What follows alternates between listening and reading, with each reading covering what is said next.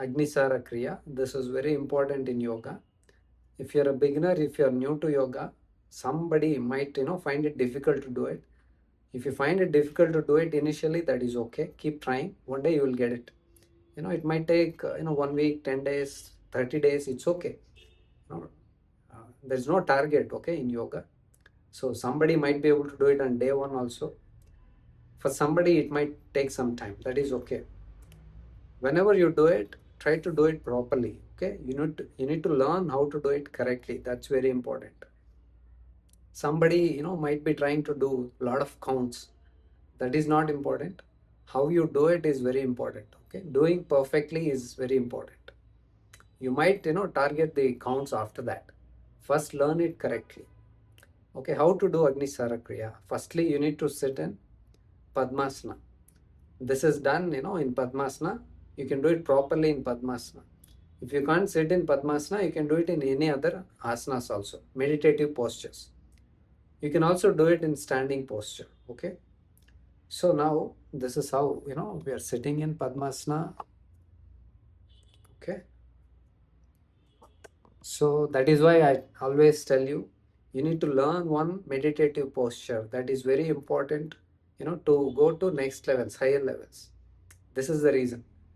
To do few things, pranayama, meditation, mudras, kriyas, asanas are very important. That is why if you are new to yoga, try to learn one meditative posture first. Now you need to sit in one meditative posture. First, step. Second step, you need to be comfortable. You need to keep the joints, muscles relaxed. Okay, no stiffness like this. Don't push your spine like this. You have to be relaxed and comfortable. Okay, now steps. What are the steps in Agnisara Kriya? Firstly, you need to sit in asana. Second thing, you need to take a deep breath. Okay, and then you need to exhale the air completely.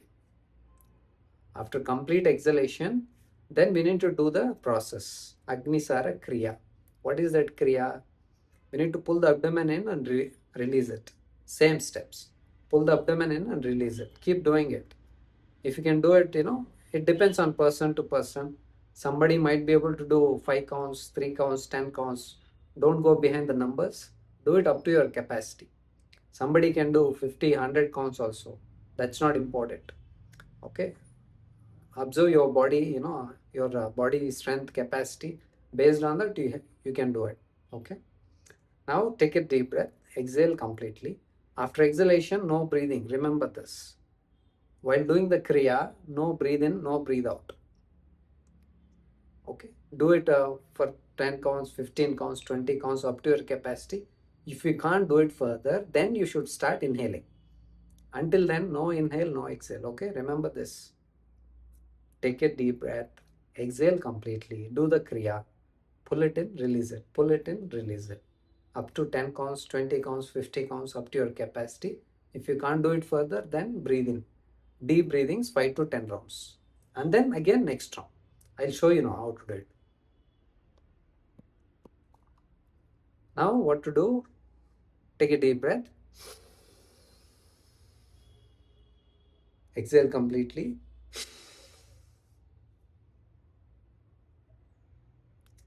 This is how I'm doing. While doing this, no breathing. No breathe in or no breathe out. Remember this. Okay, that's very important. Take a deep breath again.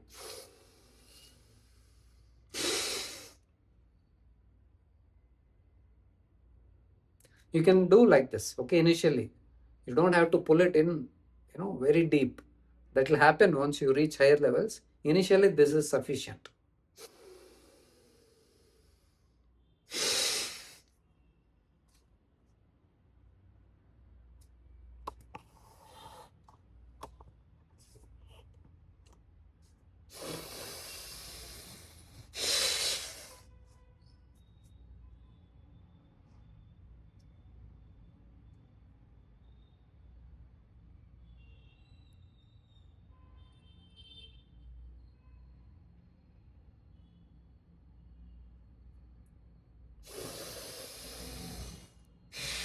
As I said, deep breathings, okay, 5 to 10 counts.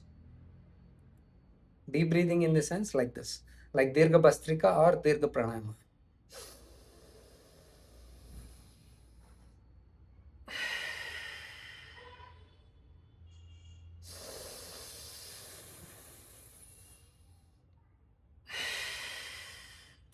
While doing Dirgha Bastrika or Dirgha Pranayama, you need to fill the abdomen first and then lungs. Okay, you need to do it. You can do more also. I just said, 5 to 10 counts. If you feel like doing, if you're still feeling tired, you can do, more rounds. Only when the body is ready to the next round. If the body is ready to do next round, then you can stop deep breathings. Then attempt next round of Agnisara Kriya. Like the same. Take a deep breath, exhale completely.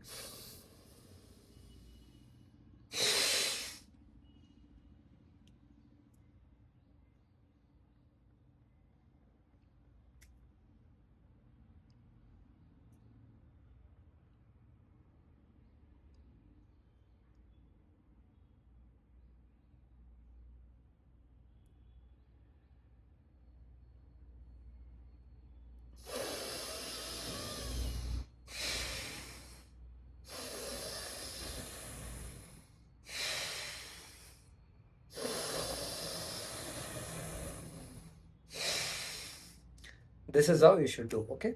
Now you can do 2 rounds, 3 rounds, 5 rounds, up to your capacity.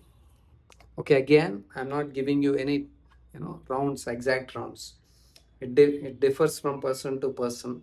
So you can understand, how the body is reacting. Are you feeling so tired?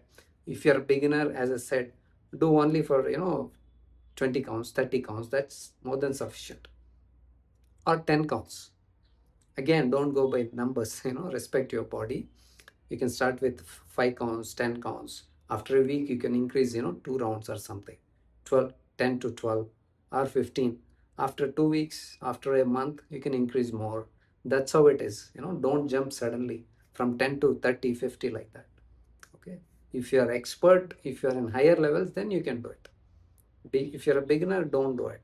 Start with 5 counts, 10 counts. That's sufficient.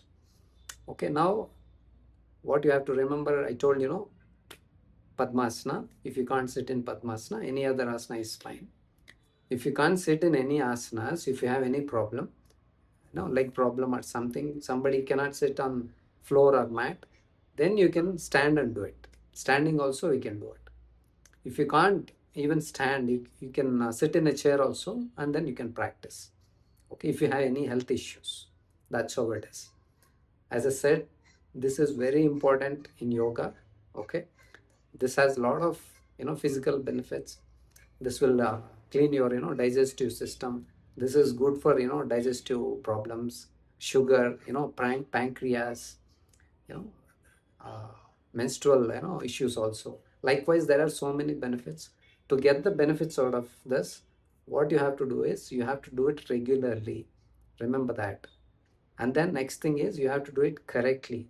Okay, remember, inhale, exhale completely, no breathe in, no breathe out while doing the process, Kriya. After doing the Kriya, stop it, inhale, exhale, few rounds. Okay, then you can do few more rounds. That's how it is.